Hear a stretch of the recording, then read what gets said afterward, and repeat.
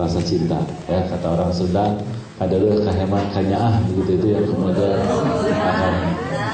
akan tumbuh. Tetapi sekali lagi itu bukan landasan utama. Landasan utamanya tetap adalah ikhlas. Yang kedua, dia akan diterima oleh Allah Subhanahu wa taala sebagai pengabdian. Selain ikhlas adalah muwafaqatus sunnah. Jadi dia bagaimana perjalanan pernikahan dari mulai proses awal, akad nikah, terus sampai perjalanan pernikahan bersuami istri bertahun-tahun, itu adalah menjalankan sunnah Rasulullah. Bila itu dilakukan, insya Allah, maka nikah yang mengikatkan kita sebagai suami istri itu benar-benar menjadi ibadah yang diterima di sisi Allah.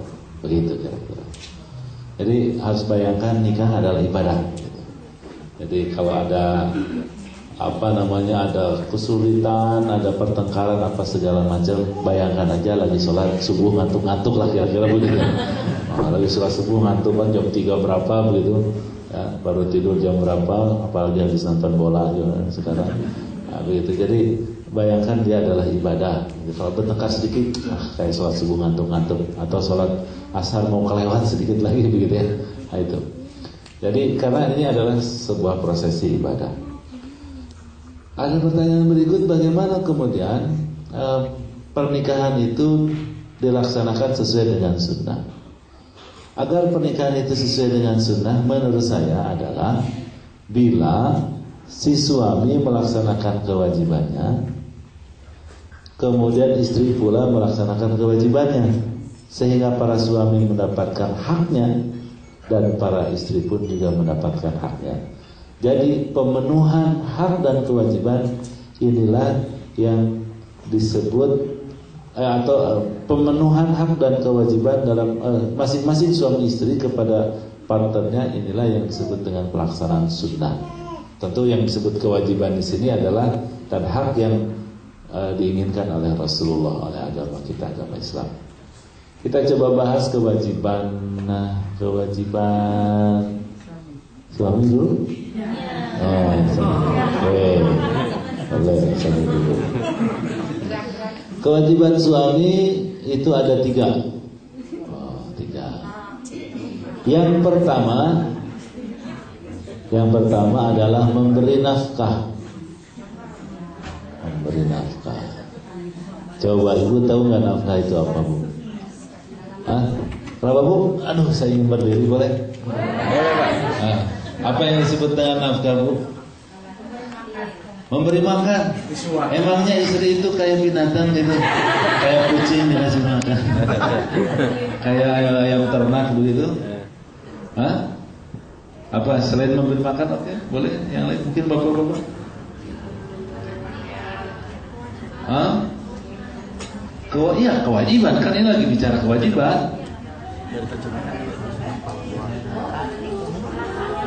Jangan-jangan nggak pernah akan dapat nafkah nih. Atau bapak-bapak mungkin ada yang bisa lebih melengkapkan? Kenapa? Pas. Ini terdesak sama maghrib jadi susah nih. Ya oke lah, sama saya aja dijawab. Yang disebut dengan nafkah itu adalah jaminan hidup layak seorang istri dari suami.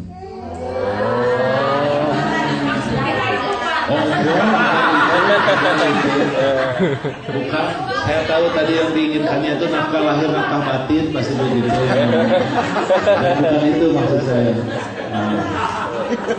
Jadi yang disebut dengan nafkah itu jaminan hidup layak. Apa yang disebut dengan hidup layak? Kalau makanannya itu yang bergizi, nutrisi seimbang, itu halal gitu kan. Kemudian pakaiannya juga bagus, pakai sutra gitu ya, terus pakai apa gitu ya, dilengkap dengan ini dengan kalungnya, dengan cincin, dengan gelang gitu ya, dengan anting yang bagus ya, yang ini begitu. Kemudian tempat rumah juga yang nyaman gitu ya, jangan tempatnya tuh sempit gitu ya. Oh, sudah sempit bertingkat ke atas gitu kan. Nggak ada halamannya lagi kan. Tapi yang nyaman lah, yang luas, yang kamarnya minimal 6 lah ya kamarnya. 6 ke 7 boleh lah ya. Untuk suami istri, untuk anak perempuan, untuk anak laki-laki, pembantu laki-laki, pembantu perempuan, dan kamar tamu. 6 kamarnya ya. Kemudian kendaraan, ahlan, assalamualaikum, apa kabar? Alhamdulillah. Mohon maaf saya duluan.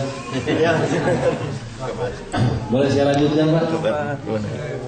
Boleh saya lanjutkan? Silakan Pak Ustaz, silakan Pak Ustaz. Karena sudah diizinkan mau lanjutkan. Tapi jadi grogi kan? Masalahnya tampaknya tampang kiai dan tampang muda gitu. Jadi saya jadi takut lagi dipencerang dalam sini. Jadi nafkah itu jaminan hidup layak, makanan yang cukup, pakaian, tempat tinggal yang cukup. Ya setahun sekali kita umroh begitu. Haji gitu ya. Lengkap. Itulah yang disebut dengan nafkah.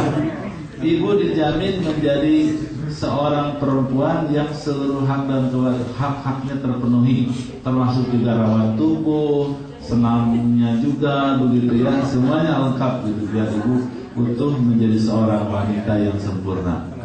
Dan ini wajar saja. Menurut saya adalah sangat wajar karena dulu ibu waktu ijab kabul dengan mertua itu, dengan orang tua kita, dengan suami kita itu kan qabil tu nikah, kata para suami yang di depan ini, ku terima nikahnya. Nah itu kan berarti beralih pengurusan orang tua kita kepada suami kita.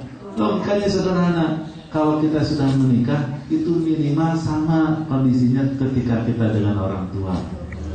Jadi lelaki yang zalim kalau keadaan setelah menikah lebih repot dan sengsara dibandingkan sebelum menikah.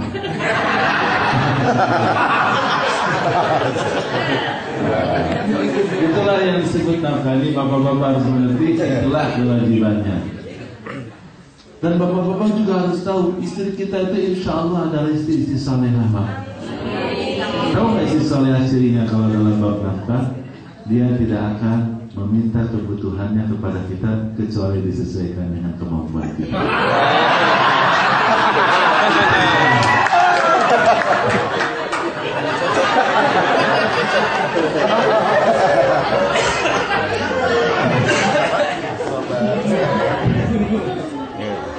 Saya suka, alhamdulillah, walaupun saya masih usia pernikahan saya 14 tahun, usia saya juga di bawah 40 tahun, tetapi alhamdulillah lebih dari 200-an kasus rumah tangga yang datang dari mulai yang kakek-kakek nenek-nenek sampai dengan yang baru menikah ataupun yang mau menikah itu banyak yang datang.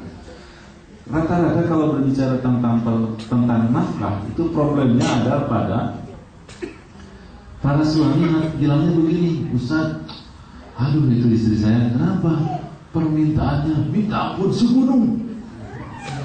Saya tanya istrinya, kenapa itu, kamu gimana sih? Wah, ya suami saya kenapa? Pelitnya minta ampun. Ternyata setelah saya ngobrol lebih jauh lagi, itu kesimpulannya begitu. Pertama ngomongnya begitu, ngobrol begitu, kesimpulannya ternyata para suami itu rata-rata sok tahu akan kebutuhan istrinya.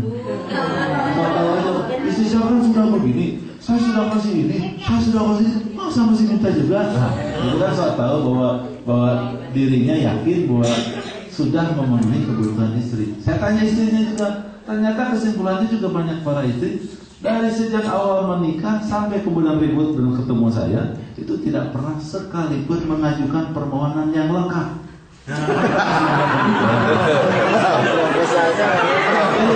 Para suami juga sok tahu karena para istrinya juga nggak pernah minta apa segala macam begitu. Mintanya itu saat mendesak kan susah kan.